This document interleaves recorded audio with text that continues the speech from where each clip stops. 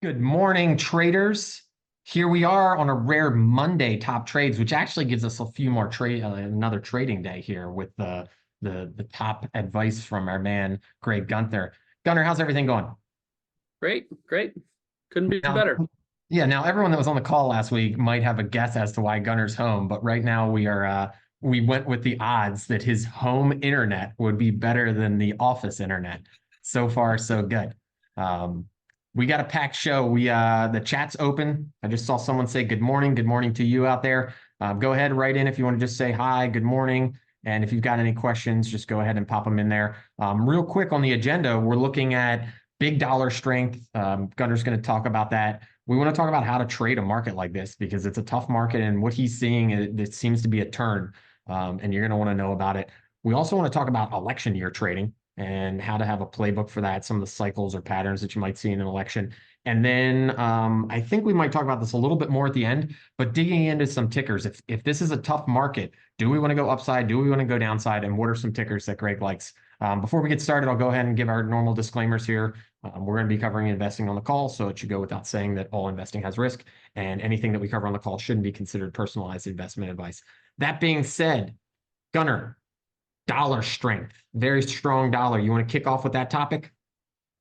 Yeah, it's funny. On Friday, the dollar really started moving higher. The dollar index has been creeping higher for a while now and kind of keeping a lid on this market.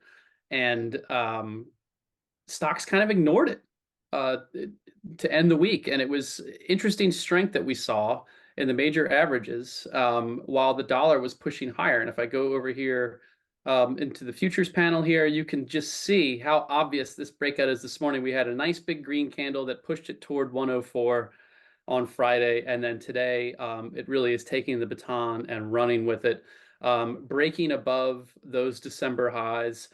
And the relationship typically is dollar up, risk assets down. And that's exactly what we're seeing today. And you can see it across the board in futures here. Dollar up, silver down almost 2% and rolling over toward those January lows right there. We have gold not looking as terrible, down about 1%, but still sluggish, which makes sense with the dollar being so strong. And also, the major averages are down. Crude is down. Crude, what a fake out. And you're going to notice a theme as we're talking about what's happening in the market today. But we're seeing a lot of these names, whether it's different sectors or groups or something like crude, seeing them start to break out and move higher and then reverse. And that's exactly what happened with crude. We saw what looked like was a move that was going to attempt to extend toward 80 as recently as late January, which was just early last week.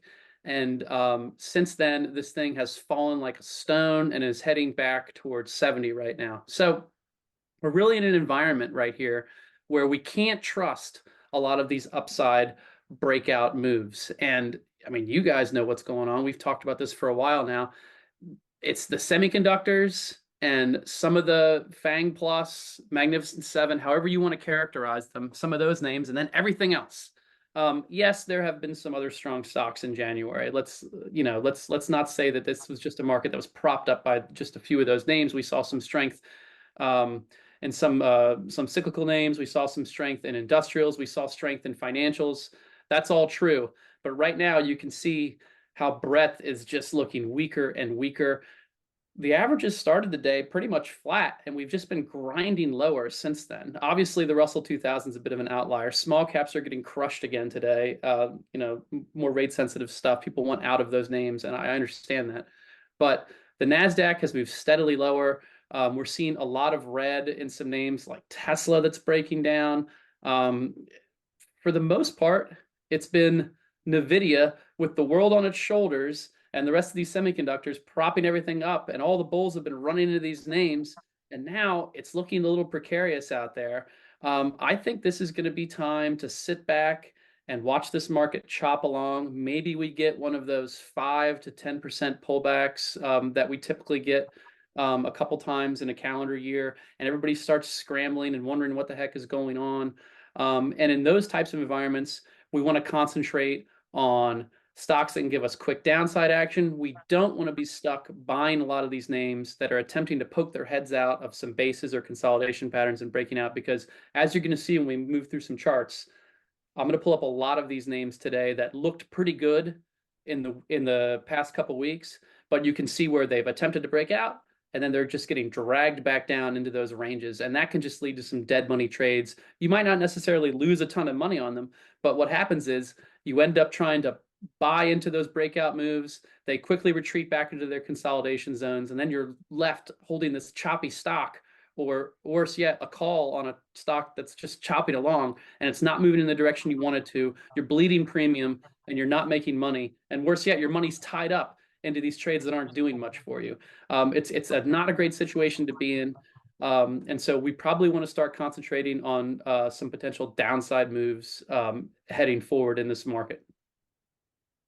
Yeah, and that's the one teaser that I'll give everyone is there's going to be the section that we cover after. I think, Gunnar, what we should do is go into some of those stocks that you liked. They looked like they were setting up well, but you didn't take action, which is very important in a market like this. And I'll give the tease for the section after that. Again, it's not going to be filled with tickers. We're going to be talking about allocation, and it might seem boring, but I will tell you, out of all the calls that we do, this one little section where we talk about allocation and how to trade markets like this and how Gunnar looks at markets in general, we're going to get to that in a second. And that's super valuable because that's how you keep money in the account and you don't turn into a dummy when it comes to, or a gambler when it comes to your portfolio. So why don't we look at some of those charts that you liked how they looked, but you did not take action. And now it's showing that you were probably right in not taking action because the stars didn't align right. What are some of those? Well, if you remember last week, we talked a lot about uranium. And again, I want to be clear. It's not that I don't like these names longer term. It's that I don't think they're going to react the way we want them to react in the short term and give us these trading opportunities that we want in the short term. So if we look at something like URA, you can see how it started to get messy up here, and we were looking for it to retrace that big gap higher in early January and attempt to play a bounce off of that move. Well, what happened was we got the bounce. On Thursday, we got a nice big bounce on the first day of February where it was up over 6%, and it left us with this big gap right here. And I was like, okay, I like the looks of that, but let's wait and see how it holds that gap moving forward. Well, you saw what happened on Friday. It was down 2% and started eating into the gap. And then today, everybody's exiting this trade right here, and anybody that got in on this breakout way up here above 32 is left stranded, and it's down below 31 bucks already. So again, not the end of the world if you're longer term bullish and you're trying to play uranium in this bigger uptrend, and that's fine. But what we're seeing here, I think, is a lot of these trends becoming a bit exhausted. And again, I think dollar strength is at play here, where it's going to be sort of knocking a lot of these trades on the head and pushing them back into zones. I still like uranium. I like names like URA. I like names like CCJ, but you can see very similar action in these stocks. However, my fear with something like this is we're going to be in the chop zone with it, and that's not good for directional trading. We're going to be sandwiched between maybe 51 and 47, for the time being, as this thing ping pongs around. Or if things start looking even worse and people really start getting skittish, this could easily dip down below 46, and then we're looking at maybe a shorter term downtrend all the way back retreating to 42 before this thing sets up again. So I think that epitomizes the type of environment we're in right now, where you see something that kind of pokes its head out and it looks like it's going to break out, and then it begins to retreat back into its zone. We can even look at names like Pinterest. Pinterest is a stock that we traded on the long side and that we got out of on Friday right here on this big push higher. It does have earnings coming up later this week right here. You can see earnings are Thursday. However, Pinterest looked like it wanted to break out earlier this morning. It opened right at 40 bucks and pushed all the way up to $41. A pretty big move for this small stock right here. Pushed all the way up to 41 and then immediately started retreating. It's red now. It's down 1.4% or so right here. Again, not the end of the world, but you can see how this chart is starting to look tired. It's attempted to break out several times. It attempted right here and then retreated back below 38. It went again on Friday. We took advantage of it and got the hell out of there. and booked a small gain on this trade. And then today it attempted to extend and has retreated back into the zone. It wouldn't surprise me if this thing faded down toward earnings. Again, we don't know what earnings are going to bring, but a chart like this where it's been setting up and looking really good and pushing higher, and then you get to that point where it's like, oh, wait a second, it starts to sputter right there and move lower on you. I don't trust these moves in stocks like this right now. Let's look at some other ones. Maybe this one's looking a little better. I haven't looked at some of these today. Here's one that actually looks pretty strong. DKNG, we talked about this one last week. This one is pushing higher right here. But again, if we throw relative strength on here, RSI, we can see how it's getting a little bit overbought. That's probably good longer term. But again, this chart's looking nice.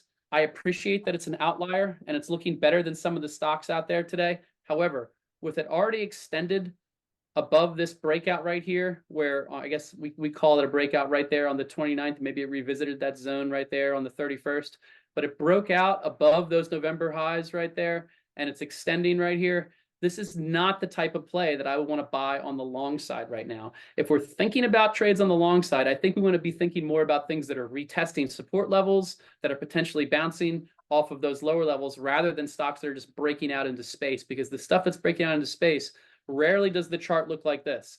Again, I think this is a fine looking stock. If you own it longer term, I think it's okay. Yeah, However, it's probably getting, sports betting. It's probably getting the NFL playoffs. Like there's probably some narrative. And again, people are probably playing earnings coming up, whatever that is on the right side of the chart.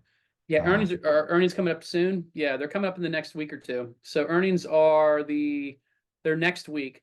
So yeah, this is not something I'd want to jump in on the long side. There's too many variables right now in the market. And that's why it's so important not to look at these charts in a vacuum. I don't want to be a broken record, but we talk about this almost every single week. I'm not just looking at this chart and just trading off this chart alone. I'm putting this chart into context with the rest of the market. What's the S&P doing? What's the NASDAQ doing? What's the dollar doing? And what is the environment that we're in? The environment is going to dictate how I react to a chart that looks like this. And again, chart looks fine. It looks great. However, I'm not super excited about taking this move. I feel like the higher probability moves are going to be to the downside right now. We're already seeing this stuff start to play out in some of the growthier names, even in some of the Mag 7s. And I think, what was it? We can credit Jim Cramer for all of the market memes like, FANG and Magnificent Seven and all that junk. But I believe he said something the other day about how the Tesla should maybe be kicked out of the Mag 7. It should be the Mag 6. And that certainly looks to be the case. You can see these lines that we've had drawn on Tesla for some time. I haven't moved them. We were looking at Tesla on the long side after it looked like it was extending in December and breaking out of whatever this 5-6 month downtrend was right here. And then it promptly retreated back into this range, gapped lower following earnings. And now it looks like it wants to follow through on the downside following some earnings that no one really seemed to like out there. And you can see how weak this stock looks compared to a lot of those other Mag 7 names out there. Again, maybe it's the curse of Cathie Wood.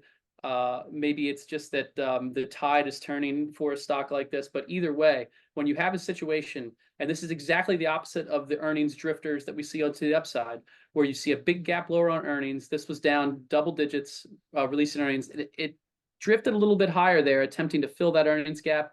That started failing last week. And now today, we are seeing it break below those earnings lows right there. It would not surprise me to see the next stop for this name. It'd be somewhere down below 160, between 160 and 152, which would be those lows from April of 2023. I think that's where this is headed. I think that's where the momentum is taking it right here. And barring some sort of unexpected news event or something of that nature, I think that's where a stock like this is headed. And this isn't the only one. If we look at ARK itself, we can see how these stocks have been weak. They topped out during the slow week between Christmas and New Year's right here, and they started falling. Everything reset on the first trading day of January. ARK started the day before. ARK started that Friday before, but on the Tuesday of the 2nd, everything reset, even those high-flying semiconductors. But everything else started to level off and bounce following that first day sell-off.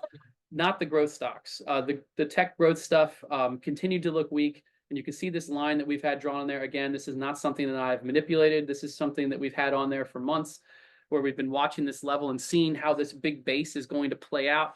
We've retreated back into the big base now. So anything goes. When we have a breakout like this that doesn't hold and we get back into the base, that either means one of two things. It means we're going to see, number one, more chop, more indecision, or number two, we're going to see some quicker downside action. And this has certainly been the case with the ARC names. You can see how today it looks like it's pushing toward the bottom of its range. If it closes where we are today, it's going to be its lowest close since November, since late November right there. So basically the whole second half of the big melt up rally from the end of 2023 is going to be wiped out after today, barring some sort of big reversal to the upside. And I would guess that a lot of these top names in this group move lower. And I have a big list of them right here of the top 10 holdings that we'll get into.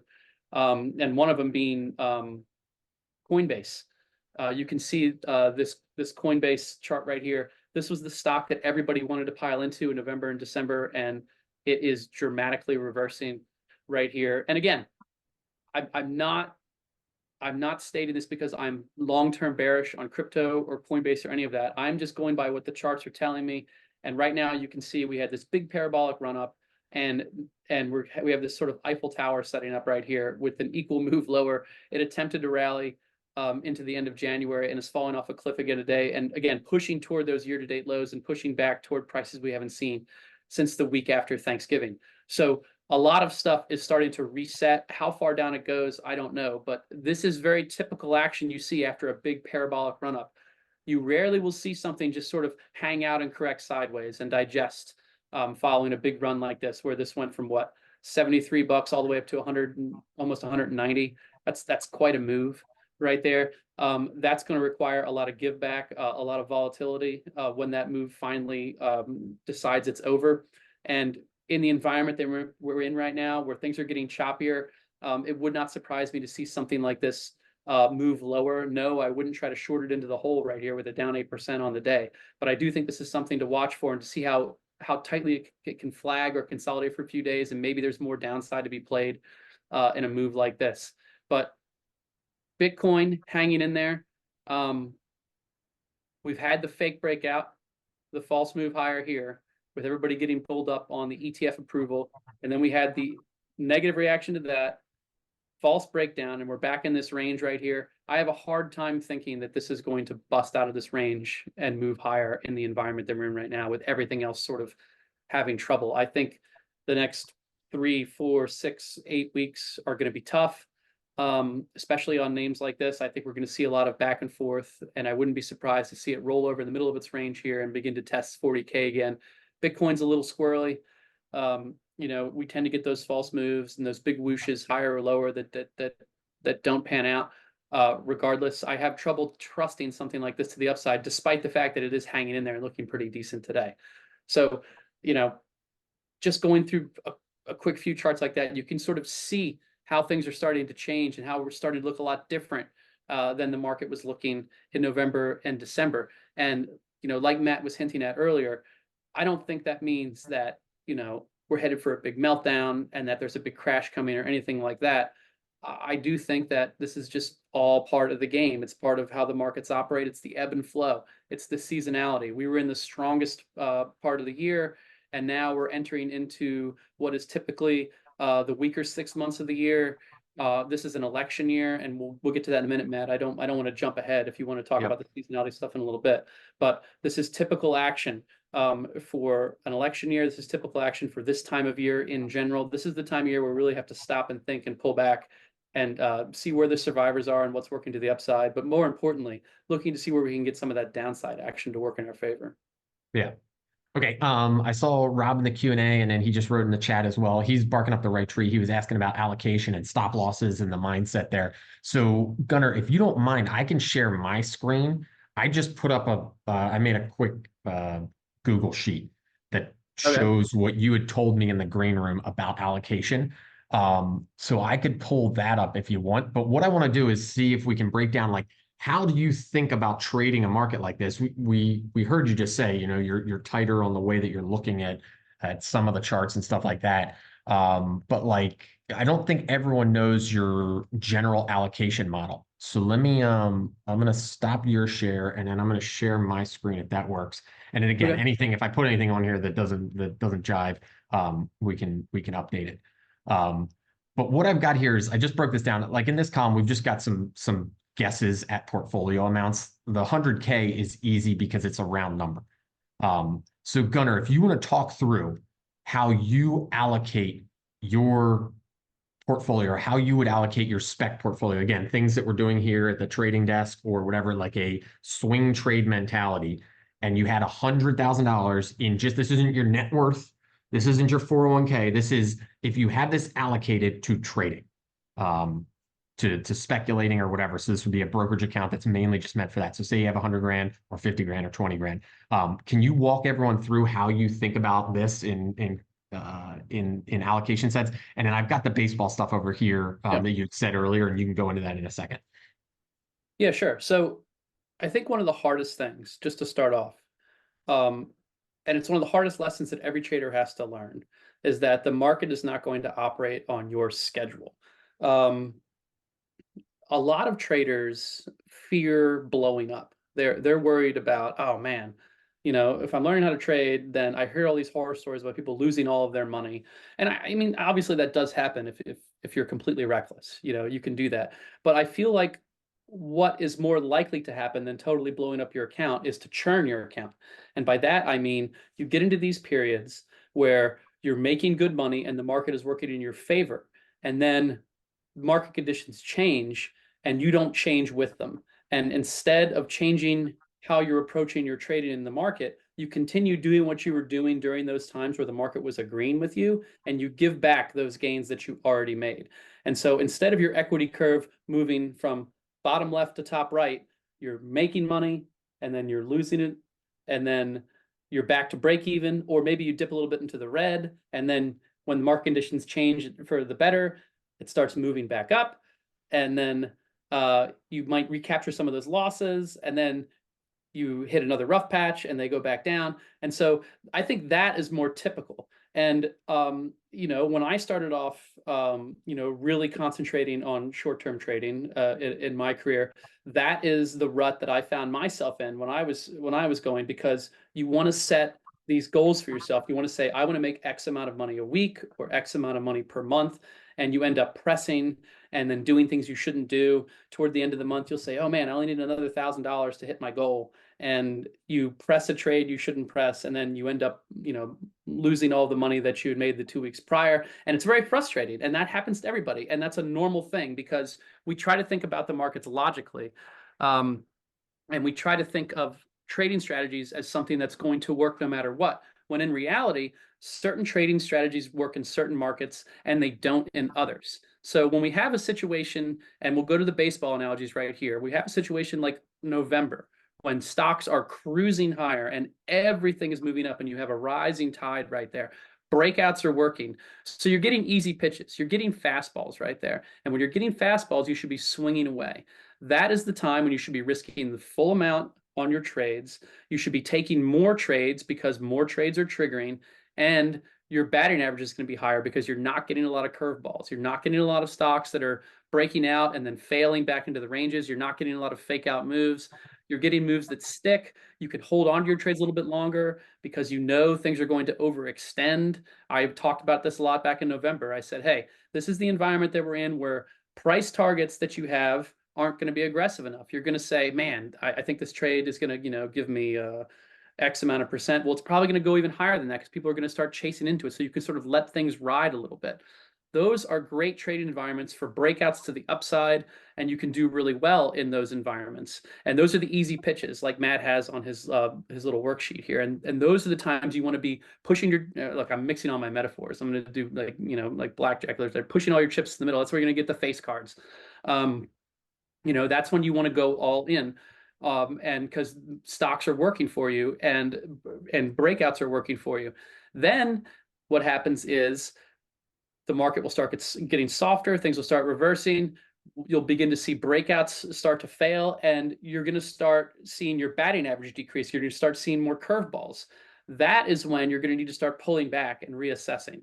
That is the type of environment where you're going to get tougher pitches. You're going to want to try to take your walks and your singles when you can get them. You're not going to want to swing for the fences. You're going to want to maybe, put on smaller positions instead of risking the full amount. Instead of risking like 2% of your total portfolio in every single position, you're going to want to risk 1, maybe a 0.5%, depending upon what kind of trades you're taking. You're going to want to look more at mean reversion type trading. And by that, I mean looking for breakouts that are failing and then maybe trading them in the opposite direction.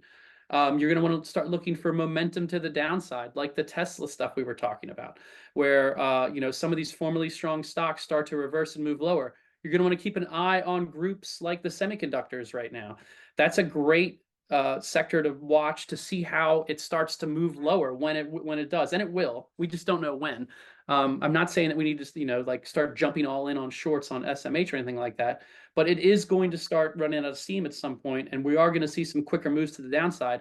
Where are those levels going to be that you can play those stocks to the downside? So that's how you have to start thinking about things. You have to start compartmentalizing the market onto, okay, I'm getting easy pitches, I'm getting good setups. This is where I need to really press to the upside and book those gains. And then you have to move into a more of a protective mode. It doesn't mean you aren't going to make money. We can still make money in an environment like this. We just have to really choose our spots. We can risk less. We can play some of those failed breakouts, play some of those downside moves. And then we sort of have to take what we can get on the upside as well. We're not going to be able to, book those big huge moves higher like we were doing, during the second half of 2023, back when we were like booking like 400% on Rivian and stuff like that. I don't think there's going to be a lot of stuff that really extends higher to that degree. Instead, we're going to have to take smaller gains and then look at on the upside, and then look at some of these breakdowns on the downside for some of our quicker, stronger moves. And that's how I think about things like that. The most important thing is if you're doing these allocations correctly, and it doesn't have to be these exact numbers that I have here. This is just sort of my preference right here. But that like if you're only risking, $2,000 total on an options trade for $100,000 portfolio, you can have several losers in a row, and it's not going to completely kill you, right there. And if you move, and if like you said, we're in a less favorable condition right now, and you cut that allocation down even more, and you're only risking $1,000 per trade, you're not going to have to worry about a losing streak totally eating into the gains that you booked back in the summer, back in the second half of 2023. We had a lot of good periods back there where we were just like lining up winners. Now we can rebuild, look at trading a different way, try to play some mean reversion stuff, not worry so much about some of these upside breakouts and all that stuff, and play it safer. The market will change again. That's the best part. There's always going to be more opportunities in the weeks ahead. We just have to realize what type of environment that we're in, adjust, react accordingly, and then know that, hey, it's not going to be like this forever either. Let's not let recency bias trick us into thinking like, oh man, we're going to be in this slog forever. It's just going to be another year of this or whatever. It won't be. It will change again, and we'll have another whoosh, big move higher at some point too. And we'll be able to take advantage of that and switch gears and do it all over again. But right now, the people that aren't going to do well in this market are the people that are banging their heads against the wall and trying to do the same thing they were doing back in November and December, and doing the same thing in this market just ain't going to work. And that's just how it is. Yep. So just a quick recap, if anyone, just to say this again, if you have a portfolio and it's your spec portfolio and you wanted to go buy the book on what Gunnar would think to do with that $100,000, you would not be risking more than 2% on any trade, upside or downside. And then in certain periods, like right now, where he's saying, I look at this, the green area and the red area. We were in the green area in the melt up in December, and Gunnar has basically said, hey, I'm putting the needle over on this side, on the red side. We're in a tougher market. We have to change our mindset, and that means you might be looking at a 1% allocation as opposed to 2%. Or if you have the 2% allocation, you might have a tighter leash where you only allow it to go to a 50% stop or something like that. Now, again, in the trading desk, Gunnar's going to have a lot of that mentality built into what he's doing, and that's the value you get about that. I did see a comment. Where is it? I want to address it somewhere. Let's see.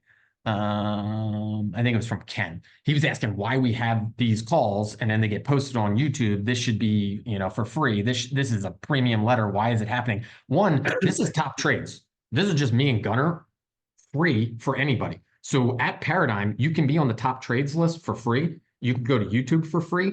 And I can tell you, and then anyone in the chat can reaffirm this, there's a lot missing on this call. One, it's the buy alerts, and two, it's Gunner's daily market analysis and watch list. So we've got all these different things. We wanted to do this call for everyone because I saw an opportunity at Paradigm where I'm like, I think a lot of people might not see the value in trading and knowing which way the market's going and when to go. To Gunner's analogy, when to think we're in an easier market and the pitches are coming in, they're straight down the middle, or when things are getting tough, because there's a lot of fear and greed out there in the market. So we wanted to do this for everybody. But the real value of the trading desk is what we charge, right? That has actual recommendations, that has buy and sells that come out live in the chat. And then it's also got the daily chat information. So these calls are just kind of ancillary to it. Sometimes we talk about the picks that we have open. Sometimes we don't. We're just kind of talking in general, showing the full readership at Paradigm what Gunner's all about and getting into his mindset as a trader. So Gunner, why don't we go forward on election year information? What are you seeing for the election? And again, I don't know if you want to share a screen on this, if there's any stocks you want to do, or if there's anything to show there. And then right after that, we could talk about if you had to play some stocks and some tickers, what do you like, which way, and where would we go with that? Yeah, so I talked a lot about seasonality toward the second half of 2023 because we were in a year where the pre-election year seasonality and all seasonality is it's like an average of how a certain year typically operates in the markets. There is no such thing as an average year in stocks, obviously, but we can use these market roadmaps to sort of figure out like where are the choppy periods going to be, where do the rallies usually take place. And last year's market really followed a pre-election year to the T. I don't know if we're going to have the same situation this year where we follow the script so closely, but typically during an election year, which we're in, the gains for the year are backloaded, meaning that you're going to see generally a positive year, but a lot of those gains are going to be coming in the end of Q3 and in Q4. And typically, the market tends to rally a little bit in January and then level out, and then it gets to be choppy and corrective through the summer. So if we're using this as just a general guide in how we're thinking about the markets, then I think it's safe to assume with everything that we're seeing that's happened so far, leading up to this with the melt-up rally going into January looking pretty good, and now we're sort of teetering into a weaker area for stocks. I think it's safe to say that we're probably going to chop along for a bit. I don't know if that's going to mean that we're going to get, like that 5-10% pullback just yet, that we typically get a few times a year. That's normal market behavior. I'm not talking about a crash. I'm talking about just in general, the ebb and flow of stocks. Even on a strong year, you're going to get those 5-10% pullbacks a few times a year. That's how it goes.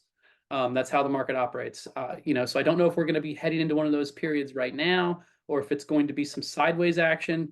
But I do think, that seasonality is the roadmap that we should be following and the way we should generally be thinking about how the market's are going to operate until the market tells us otherwise.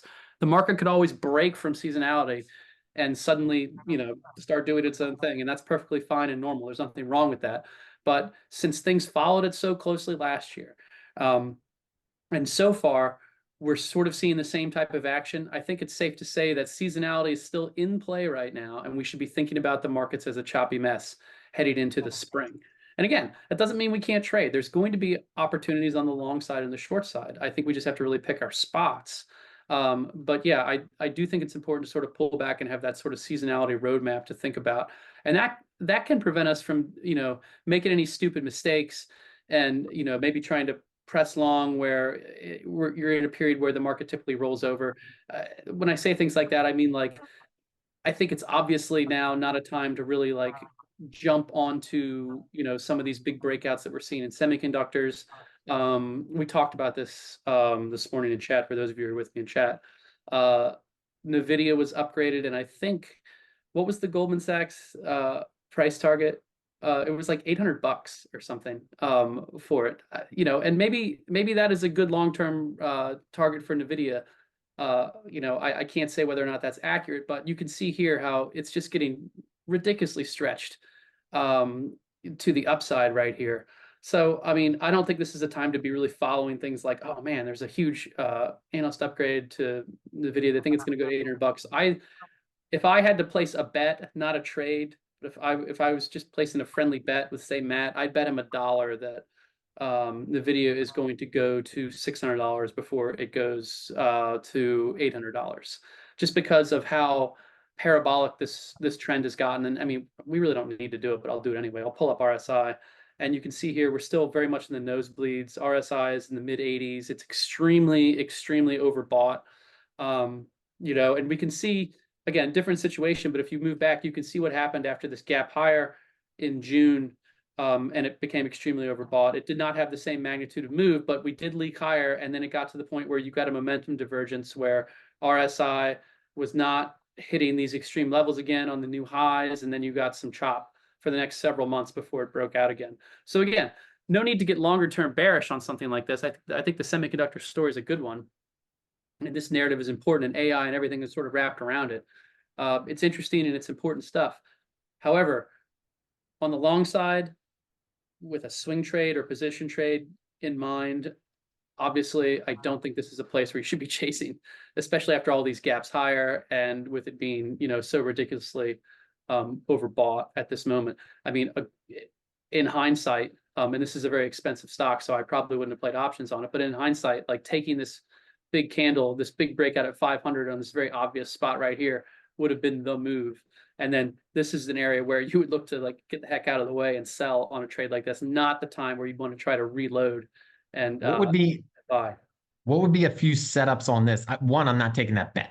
I value my dollars. All right. I'm not betting you on that All one. right, fair enough. What would be a setup on this type of chart that would start making you think, hey, we can now play that downside to $600? Is there a certain type of look, or do you have to just sort of let things play out and you go, all right, this is about where we do it? Like, is there some sort of pattern or Yeah. candle that So would set up? so you can so what I like to do on a parabolic chart is I like to look for reversal days. And a reversal day can be like a bearish engulfing candle, or a candle that opens up at the highs and then maybe pushes a little bit higher and then immediately moves lower into the afternoon, and you get those big red candles in space, like into a gap. Like maybe we get one today where we kind of have like this like flying doji up here. Maybe we have a situation where this pushes down closer toward the open right there, and that would signal that it's getting pretty exhausted. I think, and I haven't looked at the chart in a bit, but I think AMD might be showing us something like that today. Oh. But this is an See, interesting this look. is why I'm not betting you that dollar, dude. You have all this knowledge. No, So I see which way this is going. So you see how this is starting to look. Obviously, it looks a little bit different than the video, but you can see how this is starting to lose steam right here. We had the big push higher in AMD, and again, I'm not dissing the stock longer term. This is just a shorter term trading setup that I'm seeing pop up right here, where it hit this high and it was looking pretty strong. It didn't close perfectly on those highs right there, and then you had a follow through day to the downside, a couple more follow through days, and now it's rallying again. It looks like today it's setting up as a potential bearish engulfing candle, and that just means this red candle, the open's up here. And if the close is down here and it totally swallows the candle before, that's a pretty bearish looking candle. If that follows through to the downside, meaning that if you don't get an open back up here in the high 170s the next day to sort of negate that candle, then it does look like this is going to start to roll over, and at the very least, come down there and retest the mid 160s, I would say, just, judging by the fact that this is running out of steam right here. So I think we're going to start seeing more setups like this in the semiconductor space. I haven't looked at puts on this, but this is the type of setup where I'd be kind of looking at it like, okay, well, depending upon what happens tomorrow, maybe this is something that I want to try to play on the downside, if it does follow through. But, as it looks right now, I would say this is definitely running out of steam right here, and we could pull up RSI, and that probably confirms it that, yeah, we have RSI peaking out right here in the 80 range on, what is that, Friday the 19th. it pushed higher, and you got a little bit of a bearish divergence into this new high right here, and now it's starting to get a little bit choppy. Yeah, it wouldn't surprise me if this started moving a little bit lower, and I bet you if we sort of filtered through some of the other semi names that have sort of melted up along with NVIDIA, we're going to see similar action right here. And again, putting it all into context, it makes sense for the market that we're in right now. It makes sense that we're heading into February, into the start of a weaker period for stocks, and some of these stronger trends are starting to flame out a little bit. So we'll see if they have legs to the downside. But as for right now, again, I want to see some confirmation. This candle is not complete yet. It's still the middle of the day. It's not even noon. So we're going to need to see how the rest of the day really pans out for a stock like AMD. But that's the sort of stuff, that I'm looking for as far as like, downside action is concerned. And we can go back to like some charts that look weak, on the growth side too, that I was talking about. I think TWLO is one. This is an ARC top 10 holding, and you can see here, and I can draw some lines on it just in case you can't, but you can see here how we're seeing some interesting touch points start to come into play. It's not perfect. It's somewhere in this neighborhood right here of $68, maybe 67.50. But we can see how this stock is losing momentum from late December right here, and it's had a choppy 2024 where it got slammed back down here and it tried to rally, and then we got a lower high right here, and now it's coming back down here to those January year-to-date lows. And then we have earnings coming on the 14th of next week. So, we're in earnings season, which is a shame because, I don't like to trade ahead of earnings. It just makes things a little bit more difficult when you have that binary event that could destroy your trade. But, we're coming to situations here where I bet you people are looking at this thing and saying, I don't want to hold this thing into earnings. It had a great run. Anybody that bought up in here in December is getting nervous because its stock is starting to give back more than it's gaining right here in January and into February. So we're seeing these bearish setups really start to emerge, out here. And again, it doesn't have to be perfect. I'm looking at a few different levels here on this. We can see those prior highs right here that it's now cracking below from what is that?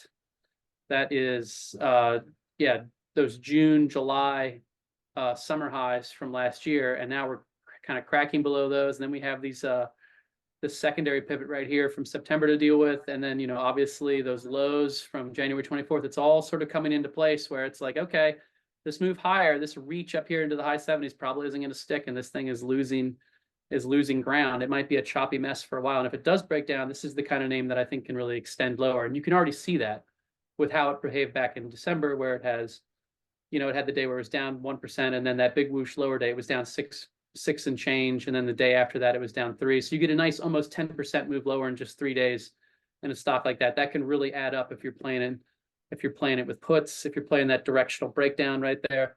That can be a really sweet trade for you. And so like there's a lot of charts out there that look like this that have already been looking vulnerable that are probably going to be big movers for us.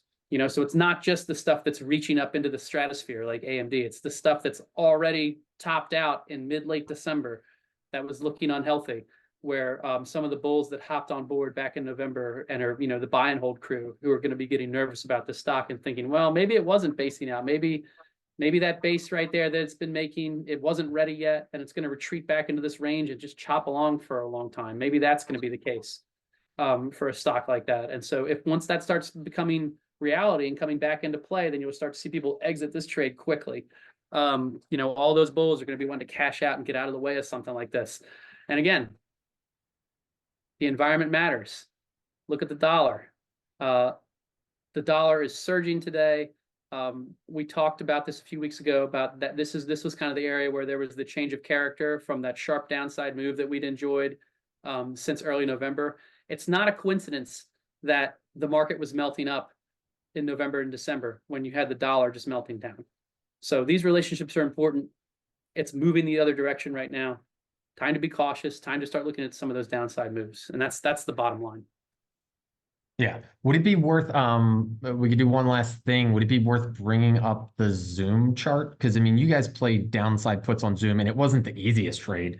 I know it went sideways for a while, but like that could be one where we could look and say, and I don't know if Zoom's sitting up again, but that's one of the ARC stocks. So, Yeah. But that might be something to look at to say like, here's because I think someone was asking like, hey, how would you have picked a put on that last one? It's easier to say you did pick a put on Zoom. Like, might as well look at that one and say, you saw this signal. This is why you had confidence in it.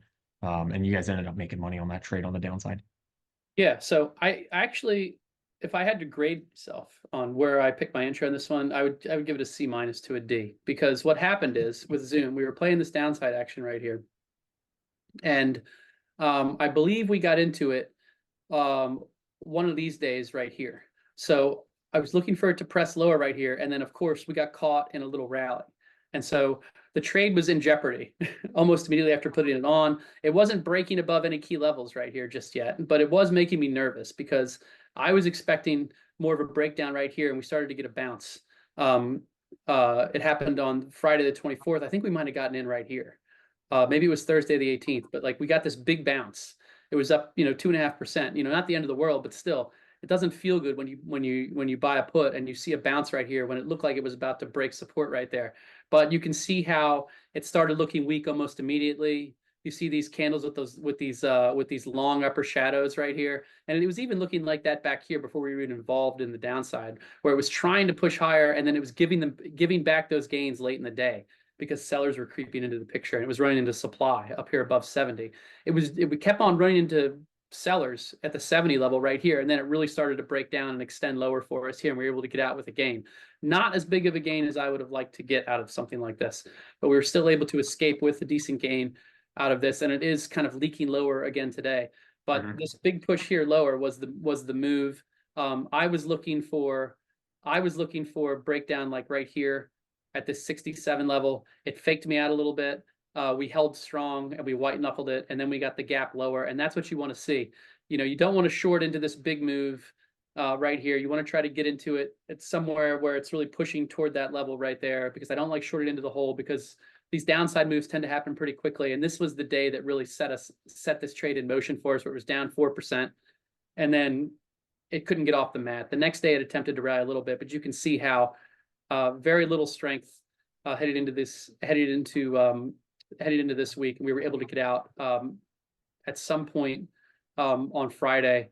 There was plenty of opportunity on Friday to get out of this trade when we sold it right down here, and it's still kind of floundering right here. We probably could have held on to today, but with these downside plays, I want to take what I can get, and we did get the nice whoosh lower.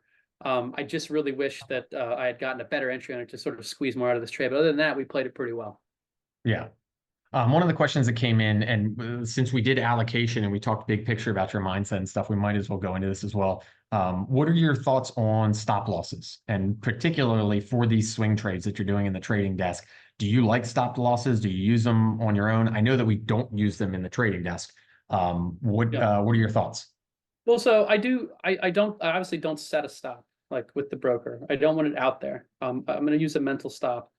Um, in general, when you're dealing with a shorter term options play like this, when you're down 50, 60%, there are situations where you can make back a little bit of money. And depending upon the environment, I will sit on that and maybe try to get some money back if it's a losing trade. But for the most part, that trade is kind of a dead trade walking at that point, and I think it's safe to cut your losses and move on. I think more times than not, you're going to be okay with selling it there, and you're not going to regret it being down 50, 60% on a trade like that. So if you want to set a mental stop, I'd say around that level lets you know that this trade isn't working and it's time to move on to something else. But I always, because we're dealing with options, I always just automatically assume it's going to go to zero, because that is the nature of options. We've had situations before, and many times I've had situations personally where it's moved so fast that you were up a minute ago, and then you're in a situation where you're down big, and that's just the nature of options. It works quickly both ways. So when you're setting up your trade for that, you always need to account that, like, I'm getting into an options trade. This is a derivative play. My max loss is 100%, which is a lot better than shorting a stock. Like if I was shorting this name and this was starting to move higher here, I could be in a situation where I get margin called because let's say that Zoom gets bought, by a major tech player right here, and you're literally short shares at $67 and it gets bought for $180 a share or $200 a share, or something like that, you're on the hook, to sell that Yeah. thing. You can lose much more than you put into it. So that's why, obviously, I mean, I I would never short a stock. I would always use options to sort of, to express my downside thesis, as we say in analyst talk. Um, but uh, but yeah, I mean, you always have to assume that you're going to, lose everything you put into an options trade.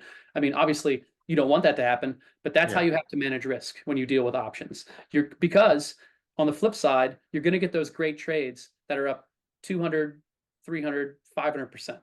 So Hmm. that's the upside bonus of being in plays like this. And so you can afford to have, a few 100% losers sprinkled in, throughout your track record right there, and you're still doing just fine.